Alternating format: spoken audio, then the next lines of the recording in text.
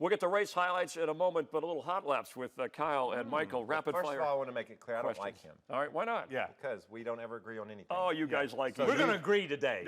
Don't do that. That's not fun. All right, here you go. After 4 chase races, who's your champion? You get a chance to name your champion right now. Let's go. Jimmy Johnson and Kyle Busch. You can't name 2. One guy wins it. In the spirit of Brad Daugherty, I just named 2. Okay, in his honor. Matt Kenseth. You start with the wild card. How about that one? I agree with went Kyle. way out on that one. I agree with Kyle, Matt Kenseth. All right, you can't change. All right, from Fred Smith on Facebook, there are too many mile-and-a-half tracks in the chase. Shouldn't there be more variation of track size in the chase? That's what the NASCAR circuit is mile-and-a-half racetracks. We have some short tracks. We have road courses. You've got the 2.5-mile super speedways. But the heart of the season is a mile-and-a-half racetrack. So why shouldn't the heart of the chase be a mile-and-a-half racetrack? I think we should add a road course to the chase to give you a small season. Well, I agree with Kyle. Get rid of a mile-and-a-half or 2 and add a little bit more variety into it. I think Fred's right. We should change that. What I'd love to see, Kyle, is a road race under the lights at Sonoma. You saw the action we had out there. It'd be crazy. The brakes glowing, guys all over the place. We got to politic for that. That would be cool. All right. Dale. We agree again. I agree. Dale Earnhardt Jr. made the chase, hasn't won a race. Is the year a success? I think it's a success for him to come from where they came last year to be where he's at. I thought he had a great first half of the year. I don't think that the middle part of the year is what he's wanted, but he's run solidly 8th, 10th, 15th, right along in there, and that's all that team's going to do right now. They're not going to be a championship contending team. He's proven there's a couple of ways to make the chase, and consistency, I think, was his friend this year.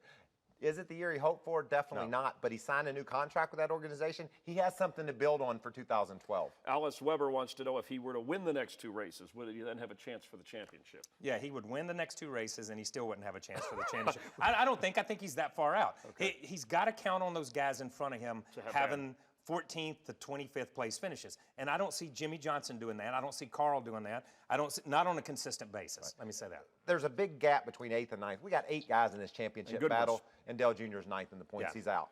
Why are there not as many crashes anymore in NASCAR? I don't know, but I don't like it. But I'll come back. I used to run into a lot of stuff, Chris. Instant wreck right here. Because we have 43 of the world's greatest drivers. Why is he being so nice? No, I'm just saying. And the racing's so much different.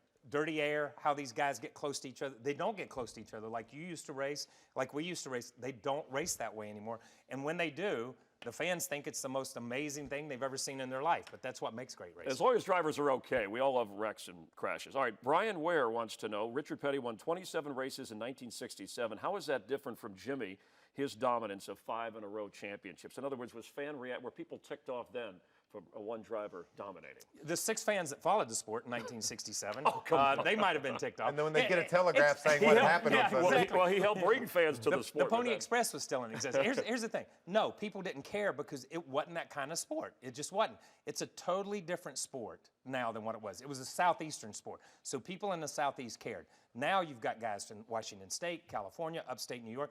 They care. They follow the sport. It's grown to a point. Yeah, it's a worldwide sport. So when you look at it, those people do care. Jimmy's dominance of 5 straight years made trump all those wins that the King had, 200 wins. I mean, this is phenomenal. I don't think Jimmy gets credit sometimes. But Richard Petty was a special talent, and he had that time when he dominated the sports. Jimmy Johnson's the same. I think you just put them up there together. Yeah, everybody has a time. You don't question which one's greater. They're both amazing feats. And I think they do bring people into the sport. The new surface and banking in Phoenix, is that now a wild card in the chase? Definitely. No one knows what to expect. They went out there and tested, and they said the track is one groove. How do you pass if it's one groove? You run into each other. That's what we used to see at Bristol all the time. So people are a little bit apprehensive about going there, wondering, will the groove widen out, or is it going to be a crash fest? Yeah, I look at, and I may not give you a wild card. It's just such an unknown. Nobody knows what it's going to be. I think Talladega is that wild card where you can come from 15th or whatever to win the race on the last lap. I think a Martinsville is a wild card type racetrack where you can get into trouble and something happen. I don't think anybody knows for sure what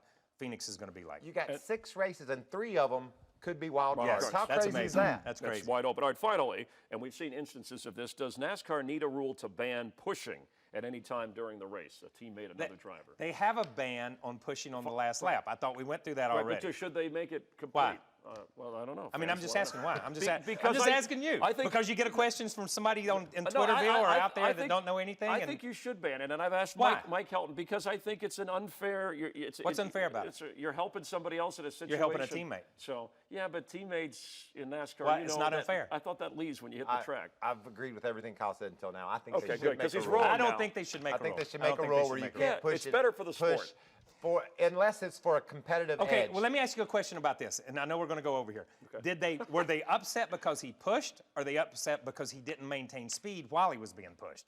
Well, you can maintain any speed you want. But they didn't maintain speed while he was being pushed. That's why he was warned, not for Well, the we've push seen- so we've seen much the pushing as because of the before thing. Yeah, we've seen pushing. Why yeah, not? I mean, We've seen when run people are over. running We've out seen of crash. Why not pushing? You're going to see all kinds of pushing at Talladega. Yeah. Push it and shove it. All right, so 1-4, 1 against, Yeah, sorry. or whatever that means. All right, thanks for playing Hot Laps. And if you want your comments or questions to air on this show, visit As They Shake Hands. Wow, they're getting along. Visit our Inside NASCAR page on Facebook. Hi, I'm Brad Keselowski. Watch Inside NASCAR on Showtime. Inside NASCAR, all new Wednesdays at 10, 9 Central on Showtime.